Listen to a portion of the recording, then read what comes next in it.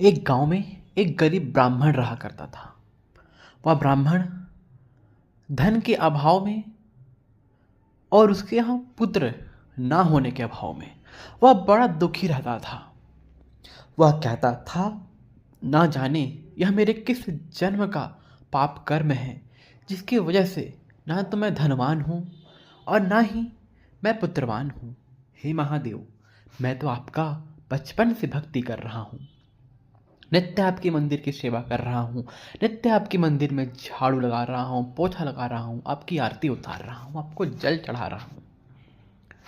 फिर भी महादेव, पता नहीं मुझसे ऐसी कौन सी कहाँ से ऐसी गलती हो गई कि धन का तो ठीक था, गुजारा चल जा रहा था, लेकिन हमारे यहाँ एक पुत्र भी नहीं है, एक पुत्री भी नहीं है। इसका कारण क्या है प्रभु?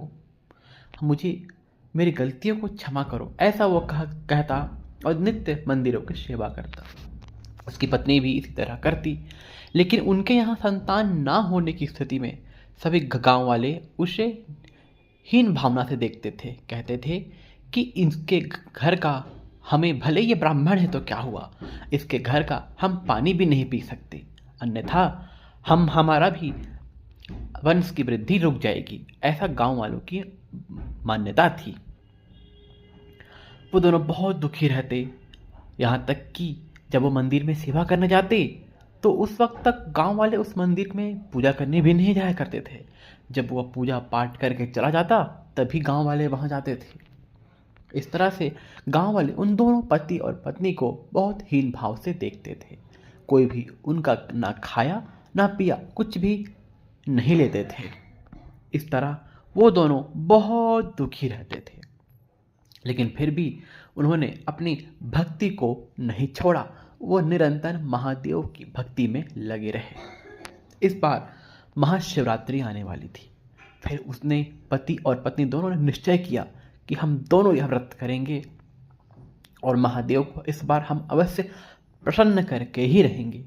ऐसी स्थिति में उन दोनों ने महाशिवरात्रि का व्रत किया और महादेव को पूजा पाठ और आराधना की। पति और पत्नी उस पूजा पाठ करके जैसे ही वहां से उठे, एक शिवलिंग से एक बेलपत्र नीचे आ गिर पड़ा। पति और पत्नी ने सोचा, यह महादेव का ही आशीर्वाद है। उन दोनों ने उसे वहां से ले लिया और वहां से घर चल दिया। बस फिर पति और पत्नी ने उस बेलपत्र को पूजा के स्थल में रख दिया और वह दोनों इसी तरह पूरा दिन रात भगवान का नाम जप, भगवत प्राप्त करते